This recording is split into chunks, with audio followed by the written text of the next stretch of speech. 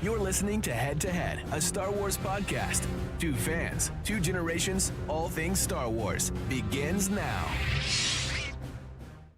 All right, well, hello everybody. I'm Eric Vansel, and as you can see, I'm back solo tonight.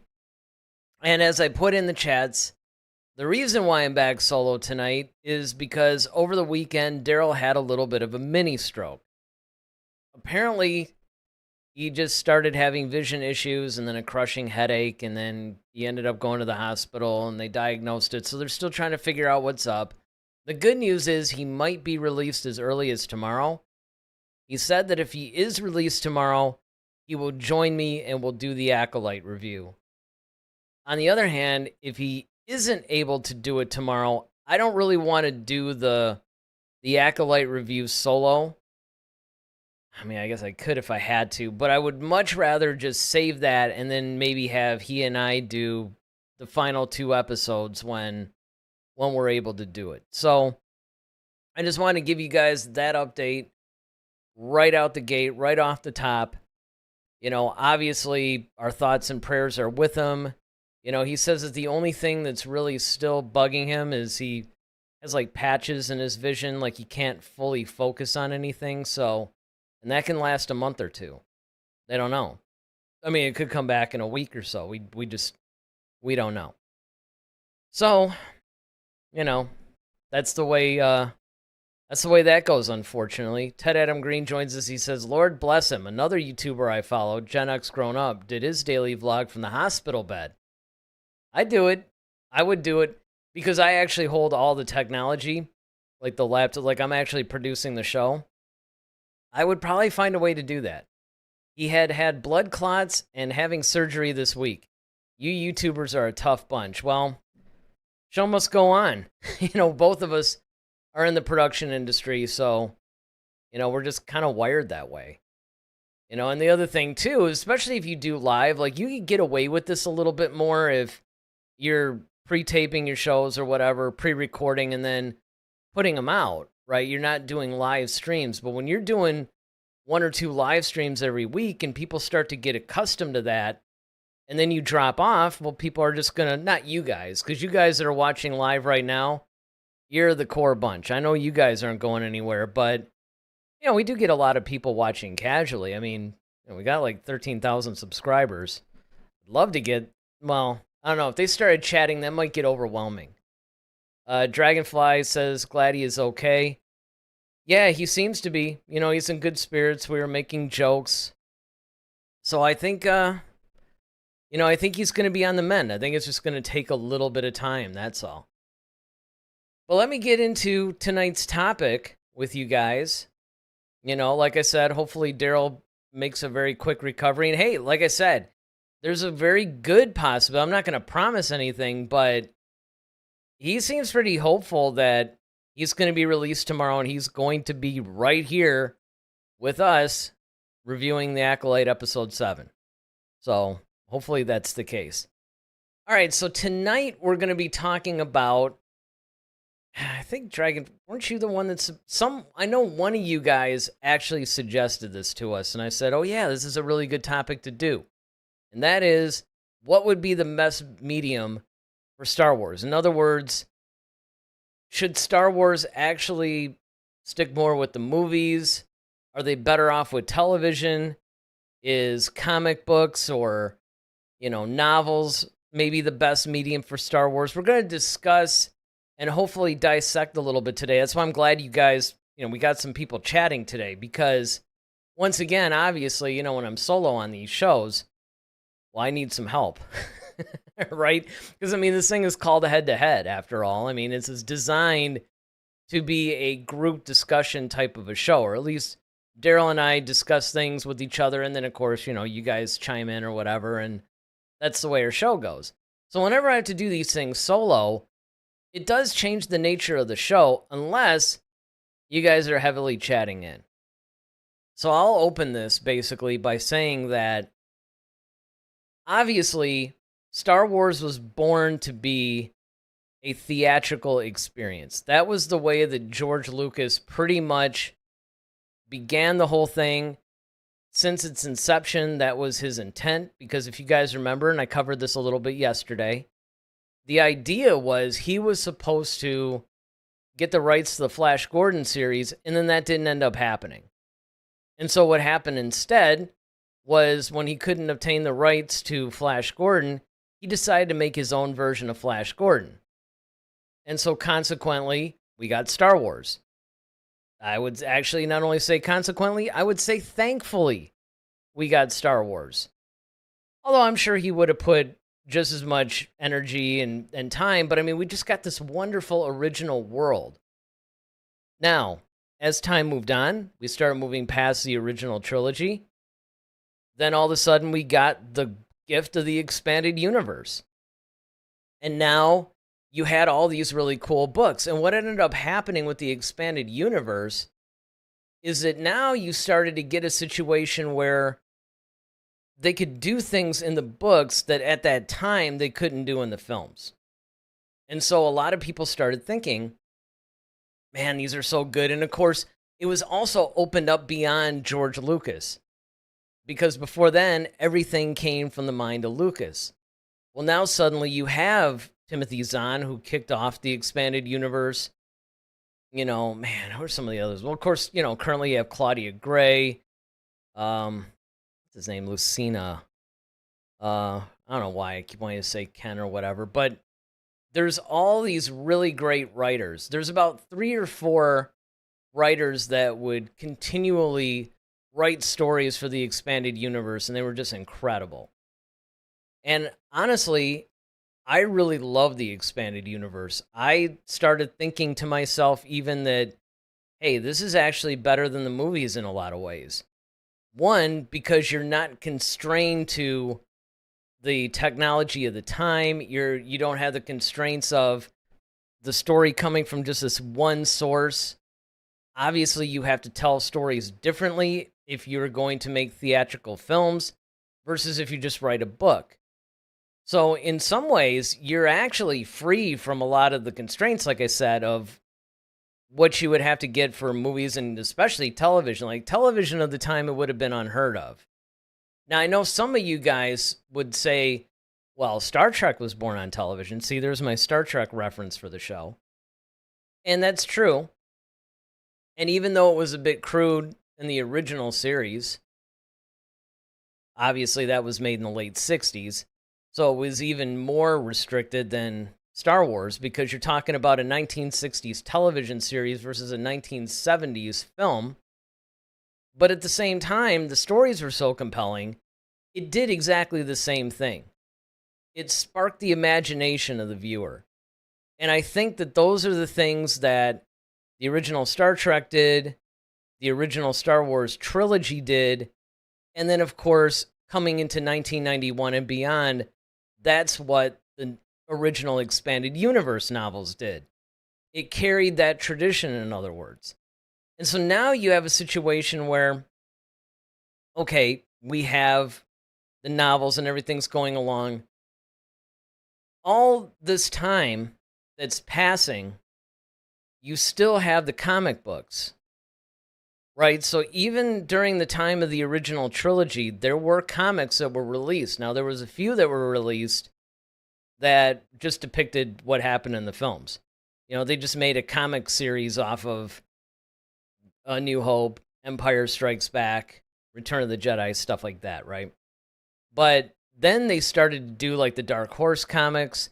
You started getting, Marvel eventually got them, you know, and you started getting these original stories that were actually set. And then, of course, it branched off from there, and you even got individual series. Like, if you go out there now, you can get a whole series on Han Solo and Chewbacca, or a whole series on Darth Vader, or so you have the Star Wars proper comic series, and then you have all these limited series. So that's pretty cool. Dragonfly says, I always like the tabletops. Yes, they're really good lore dumps for weapons, ships, planets, and races. Absolutely. And don't forget also the electronic video games as well. You know, the games, I didn't really emphasize that so much, but look, there's a lot of lore in the original Knights of the Old Republic game. A ton of it. In fact, most of what people consider canon, well, actually, some of it is. Darth Revan is canon.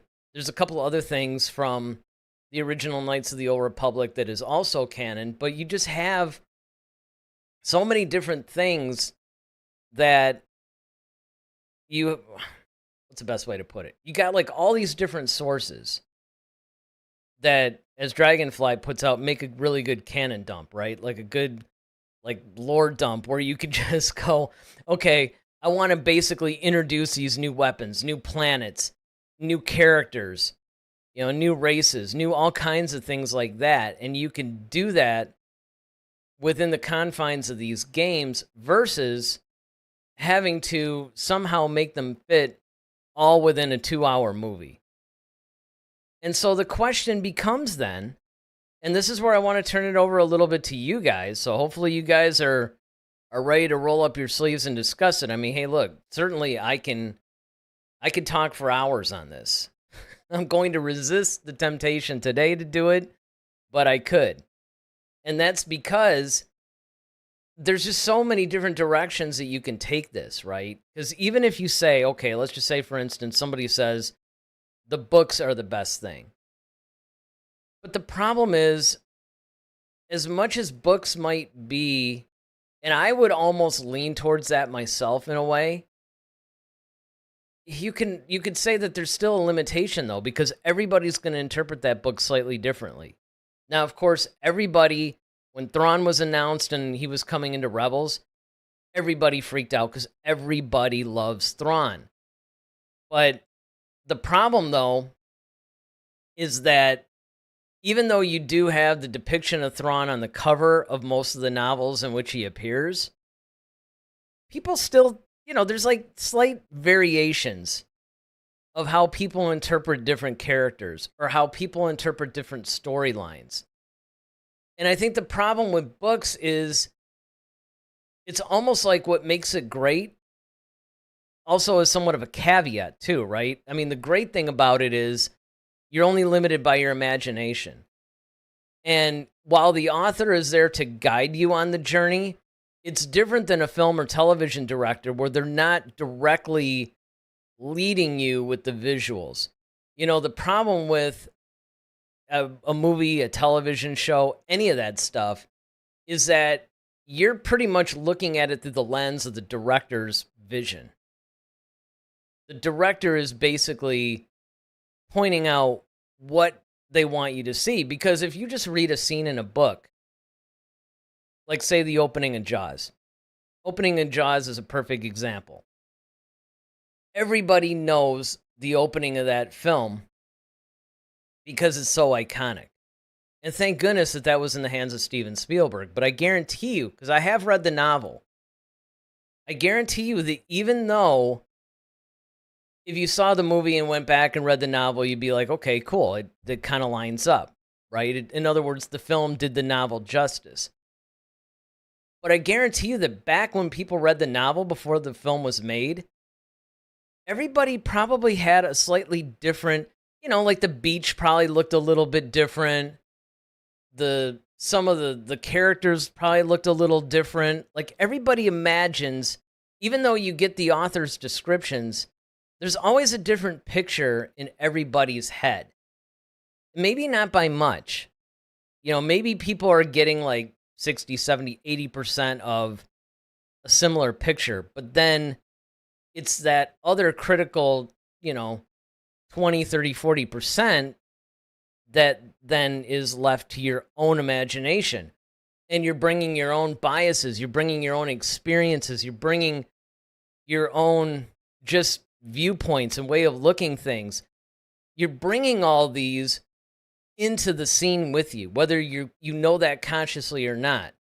Whereas if you look at a movie or you look at a television series, well, now the director is controlling that. So it's actually giving everybody more of a streamlined view of the scene. And of course, the downside of that is sometimes your imagination is actually better. That's why I think a lot of people like the books better than they like the movie adaptations.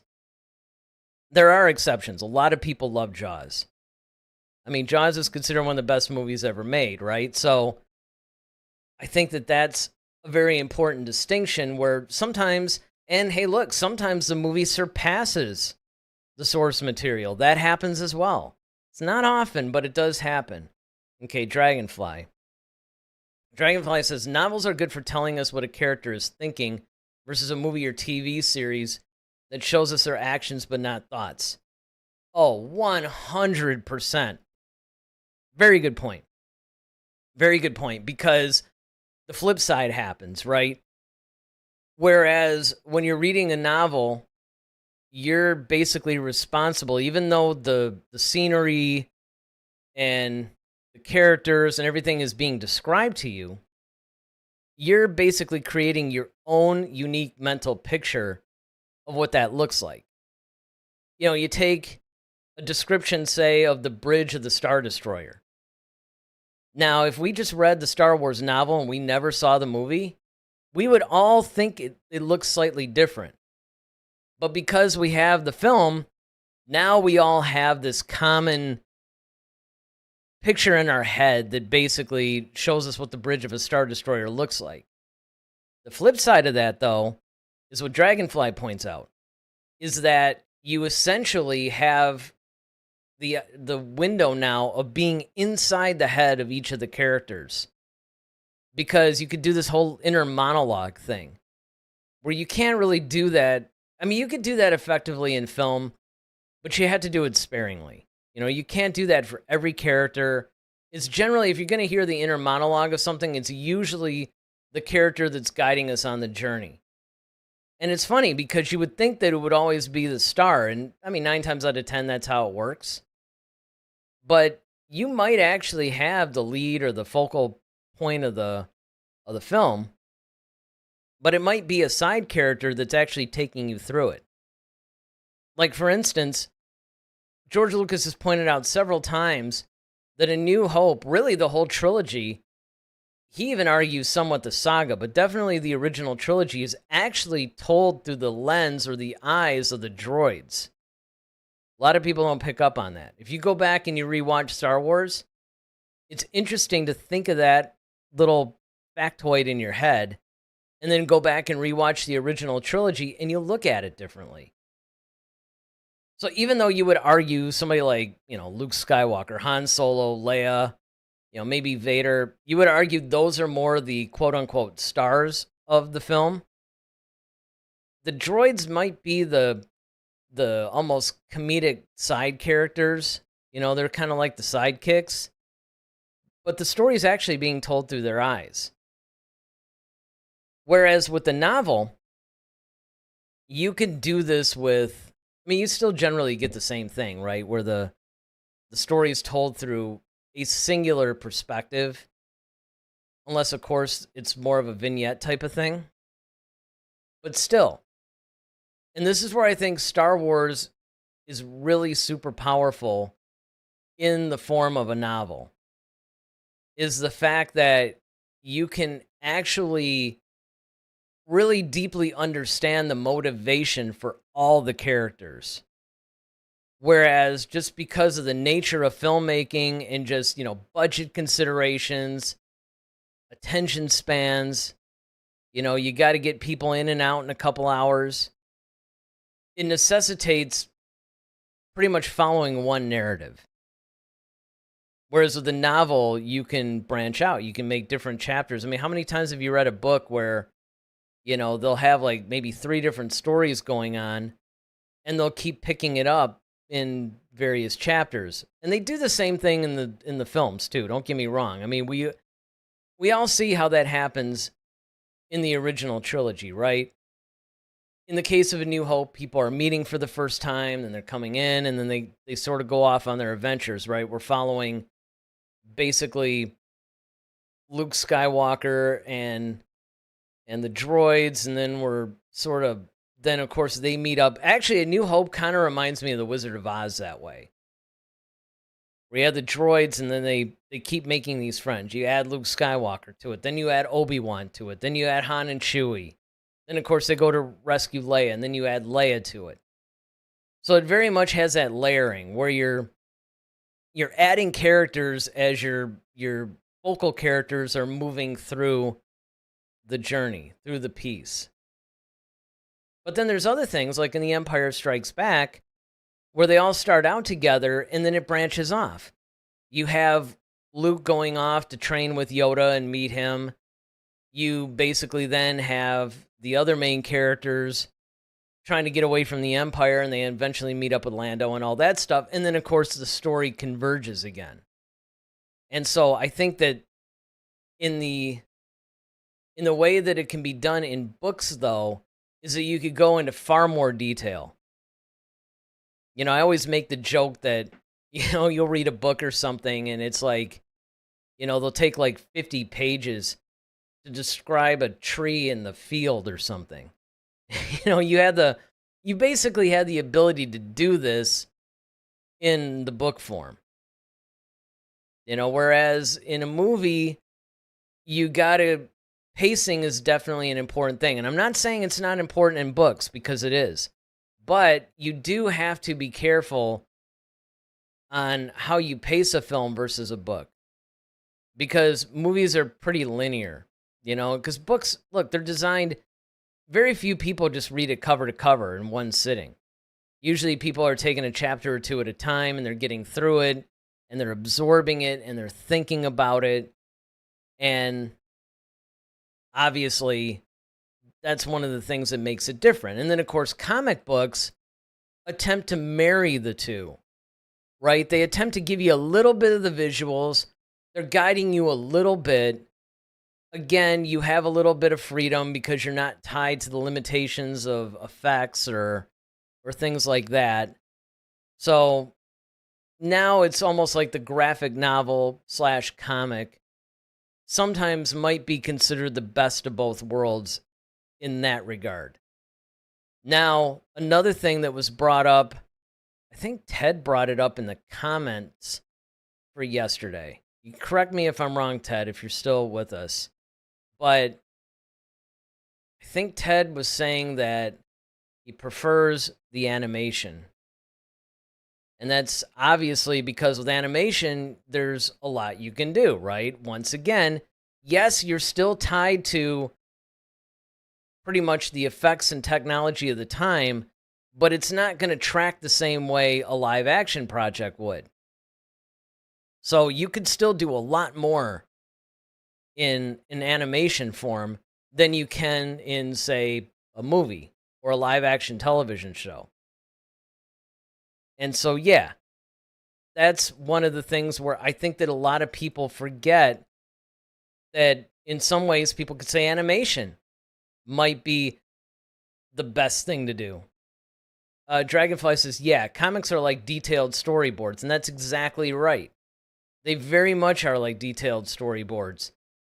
And you pretty much have each panel, and this is another thing, because unlike a motion type animation, each panel also stands as almost its own little work of art.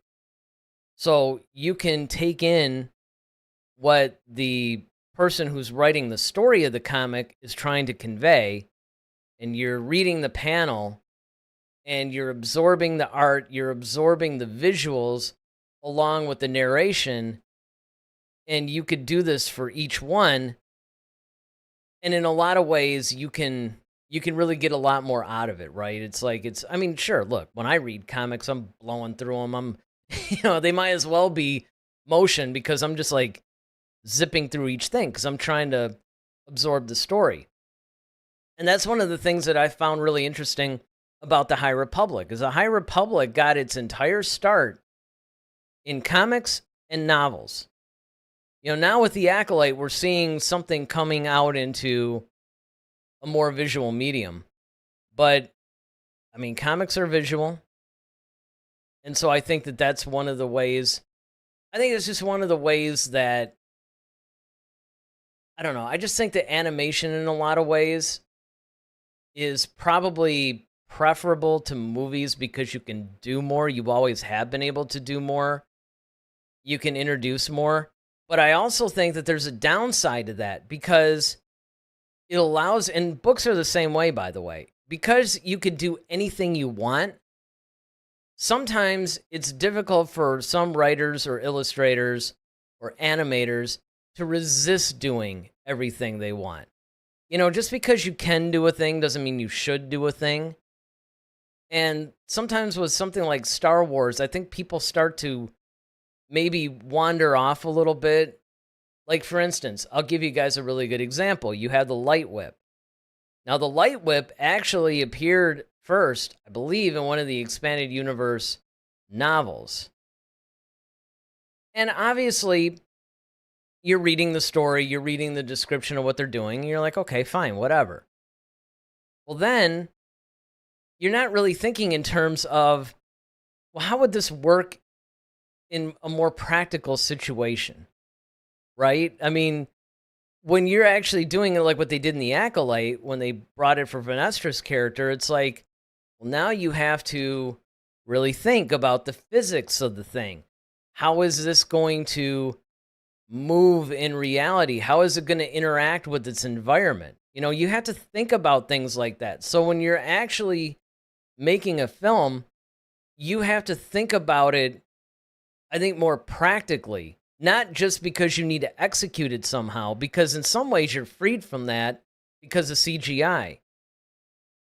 In the days of practical effects, obviously, you had to do it, right? You had to take all these things that didn't really exist and use things in the world that did exist to portray the thing in the world that didn't exist, like a lightsaber, for instance. Ted Adam Green basically says, correct, I would pick the animation these days. Now, here's another thing that I just thought about, and this is a good point, because you say these days. What about, say, 30 years ago? What would be your choice of medium 30 years ago?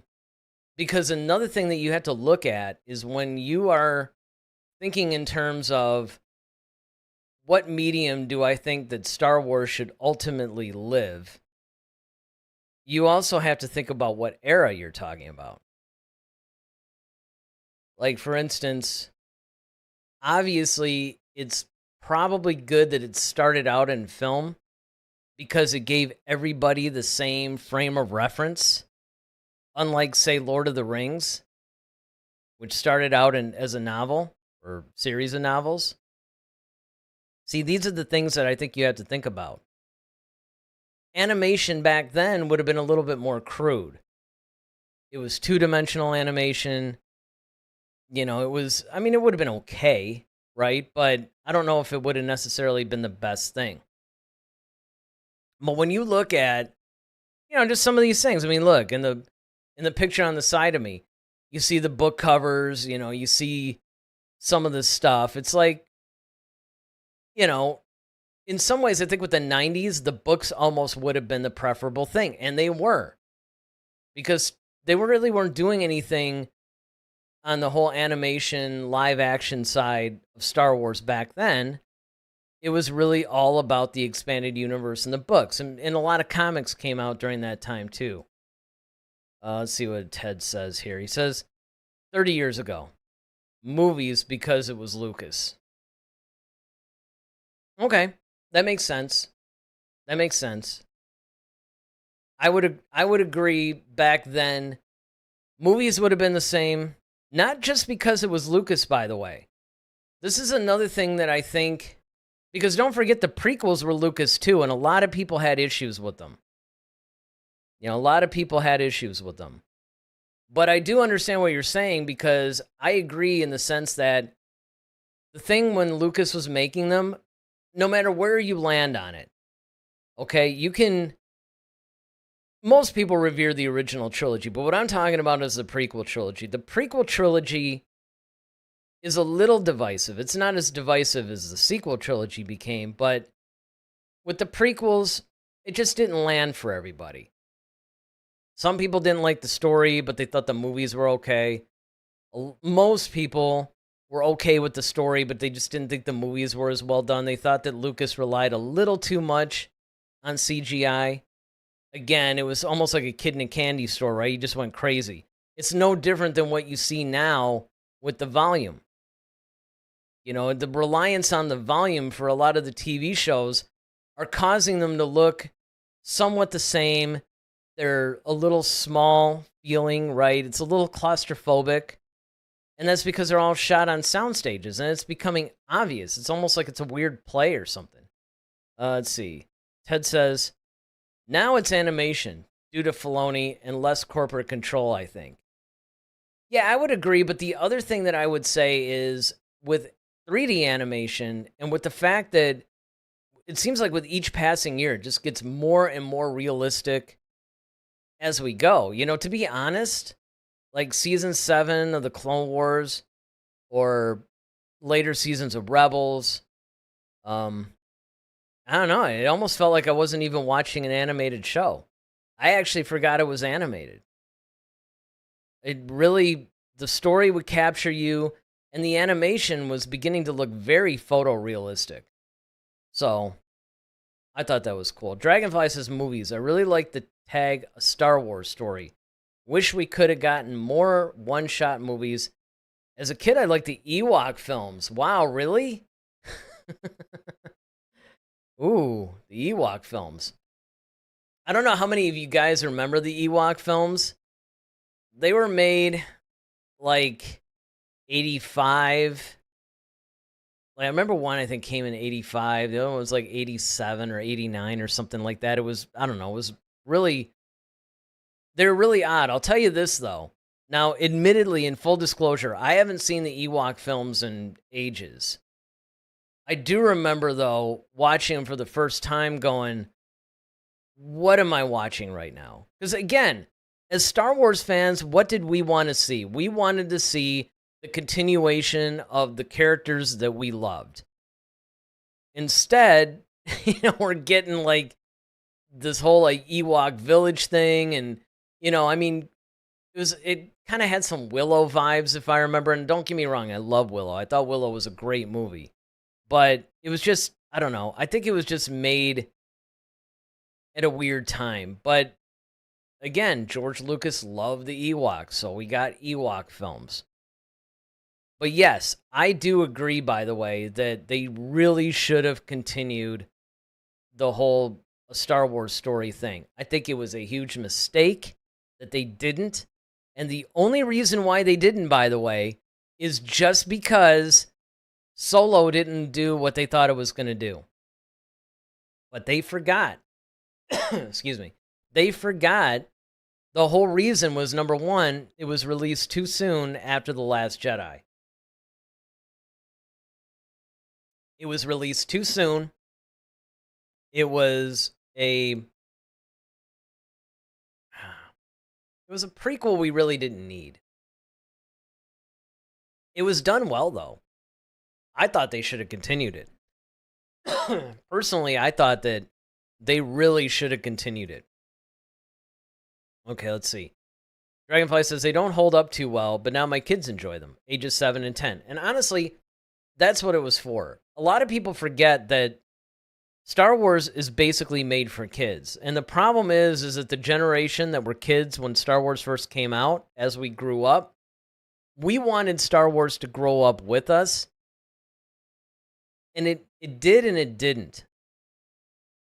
There's a lot of times where I would look at some of the things in Star Wars and go, man, if they just cut this scene out and that scene out, and maybe they had gone a little bit more in this direction, this would be perfect. And that's because Star Wars lends itself to being a perfect adult sci-fi or sci-fi fantasy type series. Now, when I say adult too, I'm not talking about, let's make all the movies hard R and put a bunch of violence, sex, and all that stuff in. I'm not talking about that. When I say adult, I just mean, less Banther Poodoo jokes, no Jar Jars, maybe make it more about adult themes. Like you're getting a little bit more into the characters a little bit, and a little bit more into the politics. And by the way, while I'm on this subject, kids are more sophisticated than people are giving them credit, right? I mean, I remember getting a lot of the nuances, even as a 7, 8-year-old kid, that I think that most people would have thought that would have gone over my head, but it didn't.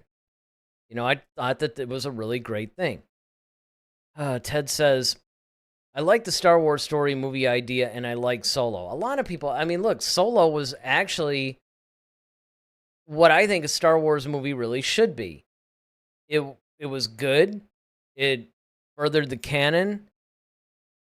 It had that Star Wars humor. It was a fun action adventure.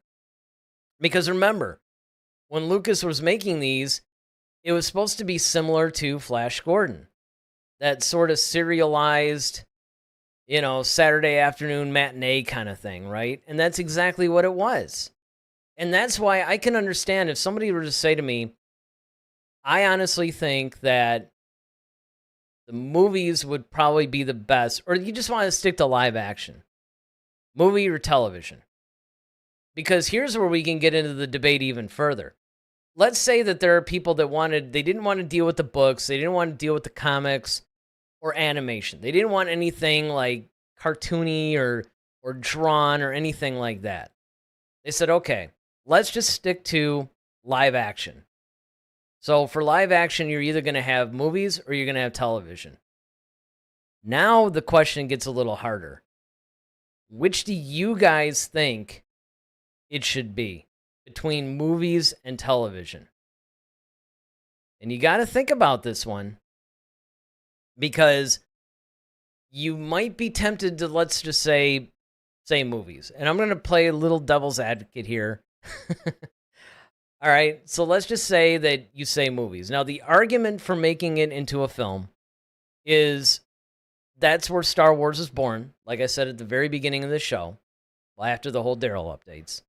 And by the way, for those of you guys who, maybe are watching later or whatever, the reason why Daryl's not with me is he had a mini stroke. He's in the hospital. He's doing a lot better. He still has a few vision issues. He does plan on trying to come onto the show tomorrow for the Acolyte review, if he gets out on time or if he gets out at all. So, obviously he'll be in our prayers, and I know everybody's thinking about him and, is giving him a bunch of well wishes, and I'll let him know. He's just having some vision issues, but for the most part, he's still the Daryl that we all know and love. So, but after that, one of the things that I had said was that this whole franchise, and I'm not just talking, the films, I mean the entire franchise, started out in the movies, because that's what Lucas absolutely loved. That was the medium that was the most personal to him. He was a filmmaker. He went to school to be a filmmaker. He had already started to be a filmmaker. And what he ended up doing was, he made American Graffiti. Of course, he had that weird THX movie. But the thing is, like I said, he wanted to make Flash Gordon. He wanted to do his own version of Flash Gordon. He tried to obtain the rights and everything. Well, when he couldn't get it, he wanted to make a Flash Gordon-like series. And so that meant that you would go to the movie theater on a Saturday afternoon, the matinees, and you would watch your Flash Gordon episode. Now, for those of you who say, no, I think television is the best, I could support that, because obviously now, instead of only being limited to 2 and 2.5 hours, you can now tell a 6 to 8 hour story, right? You don't have to rush through things because you're trying to cram it all into one film or one series of films. You can take your time. You can explore different areas of the story without being tied down by the whole, either the time constraints or just, we got to think of the pacing of this thing, because now you're dealing with pacing with each episode. The other thing that I would say to people in that sense is that if you really think about it, the time that Lucas was going to see these things, they didn't, they had televisions back then, but it wasn't really the true episodic type television stuff like what you would see in the movies at that time. And now it's almost like television shows are like season-long movies or whatever it is. And so I can understand the argument of somebody saying to me, hey, if you do these episodic or even serialized television shows, that's pretty much almost identical to the experience Lucas would have had when he went to see Flash Gordon in the theater. If all the technology had been around, that Flash Gordon series that he was watching at the movie theater every Saturday would have been playing on his television. And so therefore, somebody could make the idea that television was the best medium. So, see, it's not as obvious, I think, as people would think. And then, of course, there's like what we were talking about earlier with the books, you have a little bit more openness as far as where you can go with the story, where you could go with the characters. You can write just about anything because you're not constrained by somebody's imagination, even. I mean, I was talking about just like practical effects and all these other things, but you can, if you want to describe some sort of a weird creature, you don't even have to be constrained by somebody trying to draw that. Because the idea is, as the reader of the book, you're the one that's drawing that in your head. Now, obviously, the author's going to have probably an idea. And in fact, a lot of these authors will come up with sketches. They'll actually have a sketch of, different characters or different, to help guide them in their writing. But sometimes they don't. It just depends. Oh, we got some chats here. Okay, cool. Ted says, for the money, you get more content time with TV series, not counting the Acolyte money laundering scheme. Oh, that's awesome. Yes. Where is this $180 million going? Man, that is so true. That is just, it's so crazy, dude. I don't understand it all. Again, I'm going to save some of this for the Acolyte episode 7 review because I don't want to turn this into that quasi Acolyte review, but yes, you do have to be careful. You have to balance that because while you do get more content time, again, depending on how you're making these things, depending on the story that you're telling, maybe you don't need that much content. In some ways, I think that maybe Book of Boba Fett could have been shorter. Maybe Ahsoka could have been shorter. There were some filler episodes in The Mandalorian, but I thought that Obi-Wan could have been longer. So it really just depends on the show. It depends on the story they're trying to tell. There's a lot of things that are going to govern whether you tell, say, a 4-hour story, right? That's still a little bit too long to put in a theatrical context because you also have to look at budget. I mean, even though television shows now are almost miniature movies, you do have to understand that there's still a budgetary consideration. Movies are still just more expensive to make, which, that brings us back to Ted's Acolyte comment. But okay, so Dragonfly's got a bunch of stuff here. Says, middle and high school, I would talk to people about the novels and comics from the EU, and for a lot of people, they say it felt like a chore to them. Well, that's interesting. I can understand why, and here's what I'll say. Number one, as much as we'd like to be romantic about the expanded universe, the bottom line is there was a lot of dead weight in the expanded universe. There was a lot of silliness in the expanded universe. It's just that the books that were good were just phenomenal. The Yuuzhan Vong series, I thought, was really good. Did it need to be 22 novels? No. I think they dragged a lot of things out. I think they went into directions that weren't really necessary to the core of the plot. I did find myself, as I was reading, that it was harder and harder to get through some of the books because the books would actually get way longer. And it was just filled full of dead weight. Like, I don't care about any of this, but I have to try to plot on through this, right? And so I can understand how some people might basically be affected by that. Now, you refer to the fact that you were in middle school. I know when I was reading these, again, the first one came out when I was like 20, 21 years old. And then we just go up from there. So I'm reading it in my 20s. Somebody else reading it when they're like, 11 or 12 years old. I don't know. Maybe there's some things that would have affected attention spans there, especially as time went on.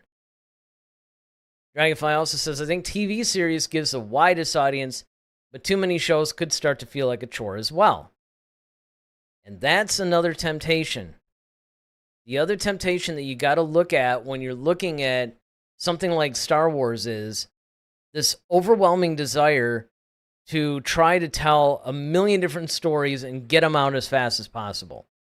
Because people come into this and they start to go, oh man, look at all the possibilities. Look at everything you can do. Ooh, I want to talk about this part in Luke Skywalker's life. And ooh, I want to go back to, when Qui-Gon was still a Padawan. And oh, let's see the beginnings of Darth Vader when he got in his suit. And oh, I want to talk about when Luke Skywalker started training Jedi Knights after Return of the Jedi. It's like, it's endless.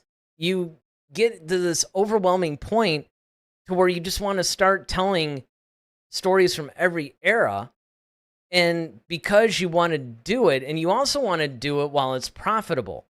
I think part of the problem that Disney has is they're trying to make profitable films. Lucas didn't care about any of that stuff. It was profitable because it was good and because it spoke to multi-generations.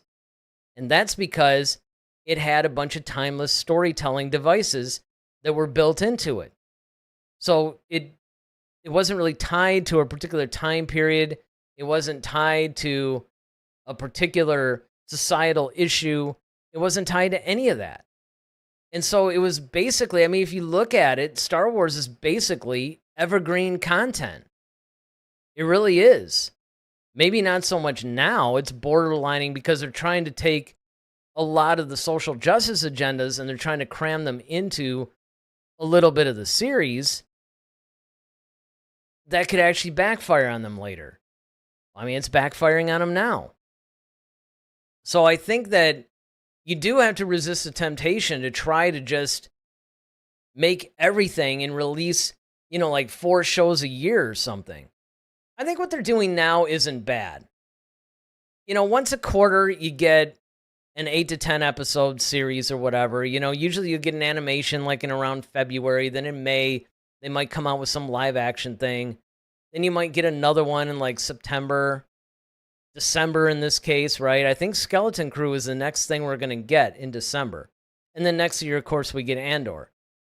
And that does a couple of things. Number one, the audience doesn't suffer from fatigue because you don't want them to get franchise fatigue. That's ultra dangerous. The other reason why Star Wars was so successful back in the day was because it took 3 years for them to make a new movie. Lucas was making the movies constantly, but it's like, okay, he would release one, and then it would take another 3 years to make the next one. So, now they could spit out movies every month if they want to. Or you do movies and you got like 3 television shows that follow it. And that happened to me. I got Marvel fatigue, man. I still haven't seen the third Guardian of the Galaxy movie. I still haven't seen the second Black Panther movie. I haven't seen some of the other newer ones. I haven't seen Loki Season 2, and I love Loki Season 1. I thought that was great. But I'm just like, man, I don't know, I'm not in the mood. That was the problem. I just wasn't in the mood. And I think it's very dangerous to actually get too many projects released at once or on a steady stream. You got to give your audience a little bit of a break. You got to say, look, not only do you have to give the audience a break, You got to give the filmmakers, the creators, the writers, all these people a break, because you're going to get burned out and you're not going to tell good stories at that point. So there's a lot of reasons why, yes, I agree. I think they should back off a little bit on that. And then Dragonfly finally says, Book of Boba Fett should have been a Star Wars story film. Well, it was supposed to be. So Obi-Wan and Boba Fett were both supposed to be films, ironically enough. In fact, there were rumors, actually, that the Obi-Wan movie would have actually been a trilogy. That may have been a stretch. I did say at the time that I was all for it. I remember before the Obi-Wan series, back when it was a rumored movie, Daryl was vehemently against it. He was just like, we don't need this. This is stupid. What are they going to do? Show this guy like watching a kid for an hour and a half? I mean, he was just really angry. I actually thought that an Obi-Wan movie would be awesome. I was like, no, man. I mean, there's like a lot of challenges. You got to think about it. This guy, he's technically on the run from Order 66, and he's going to be basically in Vader's radar because it was his master. So you have that, him hiding from the Empire. You have him trying to watch over Luke. There's, Tatooine is a planet. Everybody forgets, right? Like, oh man, are we going to get constrained to this one planet? I'm like, dude, we're on the planet Earth. Every movie that takes place that isn't like sci-fi takes place on this planet. And look at how many different stories that you can create off of this planet. Okay, well, same holds true for any one of the well, maybe not Hoth, but any one of the Star Wars planets. Think of the way that Mos Eisley is, or some of these other cities that we were introduced to in subsequent series. There's all kinds of story on Tatooine. We're just all sick of going there. That's all. Because everything seems to find its way to Tatooine, or they find a Tatooine-like stand-in, right? Like Jakku, or Jeddah, or any of these other, planets to where, you could hear all the Star Wars fans collectively saying every time they see it, it's like, oh, here we go. Another sand planet again. It's like, can we get something else? And look, one of the things that I actually like about Disney Star Wars now, besides the fact that, say, like in Rogue One, right, with Scarif, you did get the whole beach, sort of tropical jungle kind of thing. We hadn't seen that yet in Star Wars. But one of the things I like in particular about some of the TV shows they've done is that we get planets that have mixed environments, like Earth does. Instead of, oh, look, here's the ice planet, here's the desert planet, here's the lava planet. You know what I mean? It's like, here's the jungle planet. I mean, it's like, okay, or the swamp planet, like in Dagobah's case. It's like, you get this whole thing to where, every planet has to have just like this one climate or this one basic thing that whatever attribute it is, right? I mean, it's like, no, you don't really have to do that. And it's refreshing to see that. So I did like the fact that Obi-Wan was turned into a movie it was eventually into a series. But in speaking of the movie thing, and actually that's one of the reasons why I depicted Obi-Wan in this graphic, is because the Obi-Wan story is actually a really compelling one in between episodes 3 and 4. The problem is, and I think they could have made that a little bit longer, actually. And in thinking about it, it could have been a trilogy, because I would have liked to have seen like 6 to 8 hours of content on it. Boba Fett, on the other hand, that one was going to be made into a movie, but one of the things that Daryl and I were concerned about was, should he have been the star of the film, though? There are certain characters, as cool as they are in Star Wars, that probably don't need to be the focus of their own film. It's probably better if it's more of an ensemble film, or maybe they just play a really prominent role in it. Like, for instance, I think it would have been better if they had just done a bounty hunter film instead of a Boba Fett film. As a series, obviously, there were some problems that we had with the series. I don't necessarily think it was terrible. Although I didn't like that whole Ratatouille kitchen type scene that they had. My problem wasn't even so much with the story of the Book of Boba Fett, is the way they handled the character. It's the fact that they made him into this weird pacifist or something. And don't get me wrong, I don't think that he should have been like this hardened criminal, but it would have been like the way they depicted him in The Mandalorian, I thought was awesome. That was a nice balance between, hey, I'm actually kind of cool, but you know, I can also wreck shop if I have to. I thought that was cool. But the way they made him in the Book of Boba Fett was, I don't know. It's just like, he's a little too, almost like wimpy. So Dragonfly says, I really thought the Boba show was going to be the retelling of the Bounty Hunter Wars. Exactly. Or, if you want to go back earlier than that, there was that whole book, Tales of Mos Eisley, which, that would have been cool. I think they had a Tales of the Bounty Hunters book, too.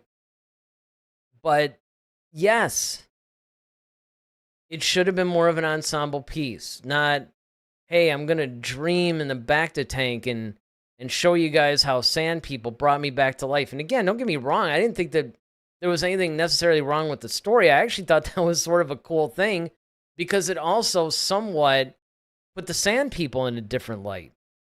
You started getting attached to some of those characters, actually. It's just that we spent so long. It's like, look, this is not the show that we thought we were getting. It's kind of I hate to bring it up right now, but that's kind of what the problem with the Acolyte was. You know, the Acolyte basically had this idea surrounding it, you know, from the creation of it. Like, this is going to be a very Sith-centric show. This is what we were promised. It's not what we're getting. It's not what we're getting at all. I don't necessarily have a problem with the story as it reads on paper. What I have a problem with is the execution. It's like, okay, look, if you're going to go back on what you said that this was going to be, it needs to be something cool, though.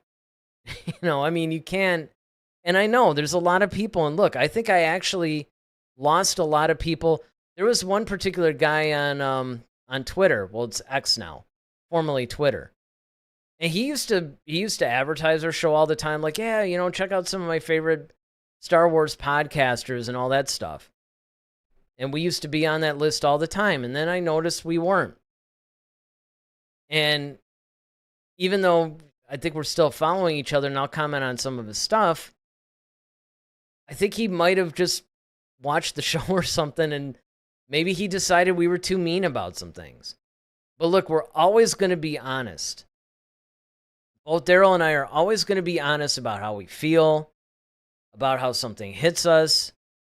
You know, this isn't so much of a politically correct show as it is. It's just, we're all a bunch of friends hanging out, talking about Star Wars twice a week. Well, in this case, 3 times a week. Unless, of course, Daryl's not out of the hospital. But, you know, we're just giving our honest opinions about stuff. And being that we do work, I mean, you know, yeah, granted, all right, we're not out making movies or anything, but we do work in the production industry. It's like we understand these concepts. We know what storytelling is, what directors are supposed to do. What's the fault of the director versus the actor versus a writer? We get some of the nuances of this stuff. But even if we didn't, it's either going to land with you or it doesn't. Because that's another thing, too, is that I hate it when people are kind of like, oh, well, you know, you don't really know what you're talking about. You don't have to know what you're talking about. You just have to know whether you like something or you don't. Now, if something doesn't land with you, great. And of course, you know, we've gotten into I remember, I think it was with David. You know, David was feeling particularly ornery one day, and he got into a debate with us about, well, you know, how can we say it's good or bad or whatever? And we started talking about how we could separate things objectively versus subjectively, right? So objectively would be, is the direction good? Is the acting is the acting good? Are they giving wooden performances? Is it poor writing? You can objectively measure these things. Subjective, of course, now it's your opinion of the show.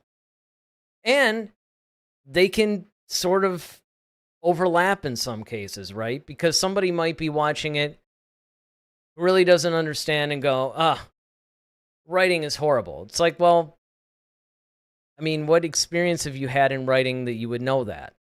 What training have you had? That's where you have to start drawing the line. But it doesn't even have to get into all that. It's basically like, look, does it land with you or doesn't it? Does it feel like Star Wars or doesn't it? And the bottom line is, a lot of this stuff doesn't to a lot of people. So for that reason, I think one of the reasons why I wanted to have this discussion with you guys tonight was I wanted to see, because again, when the topic was suggested, and we love that, by the way, we would love it if you guys went on the Discord, went into our Facebook or whatever, and started, or even the comments of these videos here on YouTube or on Twitch, and just suggested topics. Like, hey, why don't you guys talk about this? Or wouldn't this be cool? And the answer is probably, yeah, it probably would be cool. Let's do it.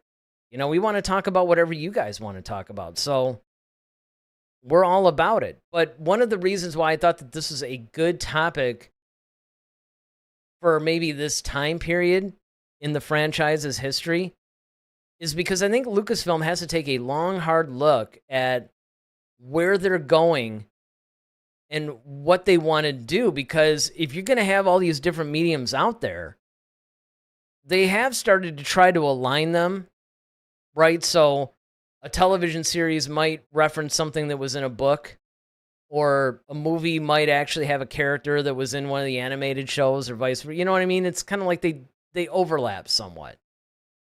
Okay, cool. But the problem is it still doesn't seem like there's this cohesive plan as far as where they're going. They need to actually start doing something like, okay, here's where we want to get to in like 5 years, 10 years, and start having some ideas. And I'm not saying that people need to be beholden to, all right, 10 years ago, Luke Skywalker must be doing whatever. I'm not saying that at all. Because you don't want to tie the hands of the writers or the creators. But I am saying that you do need to try to honor the continuity. That's the problem I think that a lot of people have with The Acolyte, is it's not really honoring a lot of the continuity. So that's pretty much it. At this point, miraculously, I got on my soapbox again, and it's funny because I thought, oh man, I got to do another solo show again. This thing might only be like, a half hour or something. Well, here we are, over an hour, because I got on my soapbox again and said, you know what? And you guys, hey, look, you guys were great. I love the chats tonight. I love the fact that people are liking this video. I don't even have to say anything. Well, I will say something for people watching this in the future. Make sure you hit that like button. Make sure you hit the subscribe button. Again, like every other person on YouTube will tell you, it's because the algorithm likes it, and it really helps us put our show in front of more people, especially because, again, we're not a news show, right? It's not like me just disseminating a bunch of information to you guys. This is very much a discussion-based show.